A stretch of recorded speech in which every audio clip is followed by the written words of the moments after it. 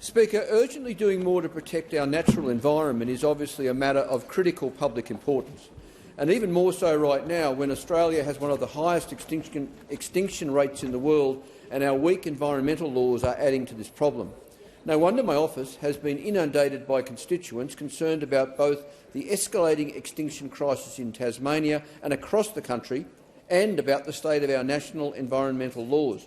And no wonder that over the last month, 41 Hobart school children have shared with me artworks of their favourite Tasmanian threatened species and reminded me that children look to us parliamentarians to ensure that our unique natural world thrives for generations to come.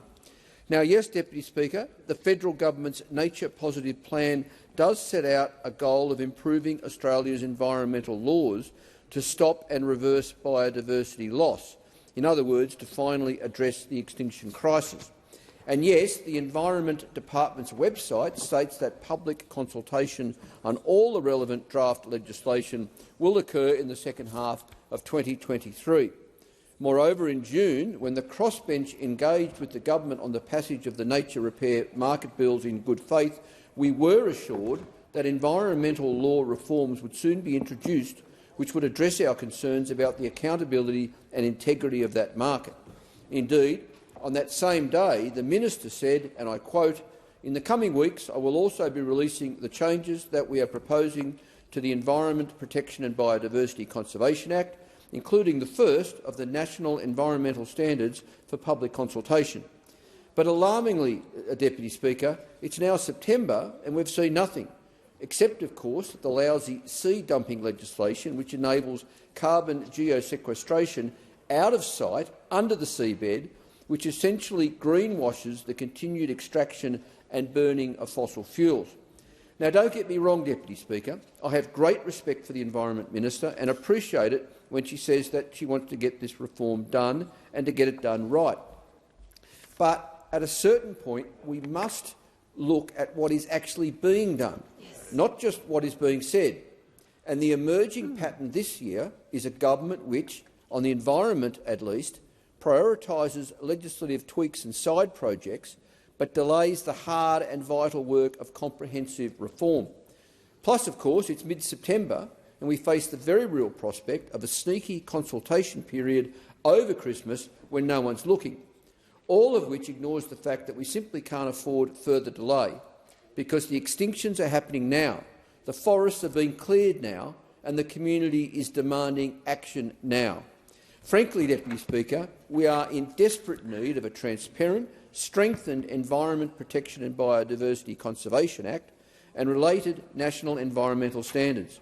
These must adequately recognise and involve First Nations communities in project considerations, and they must account for the climate impact of projects, because conservation planning is obviously linked directly to climate change.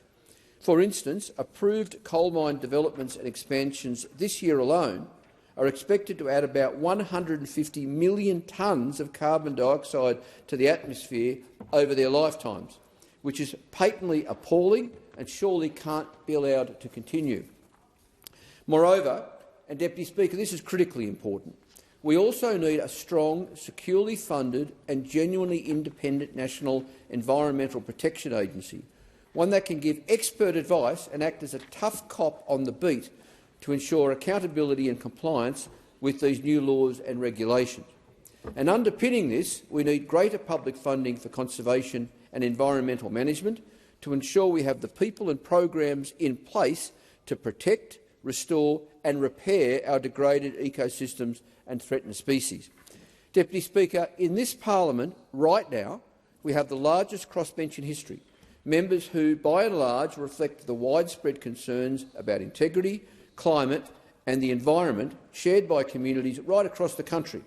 This is something to celebrate, but when debating the sea dumping legislation at the consideration in detail stage, the minister appeared frustrated at the proposed amendments from my colleagues and asked the crossbench to engage on legislation at an earlier stage.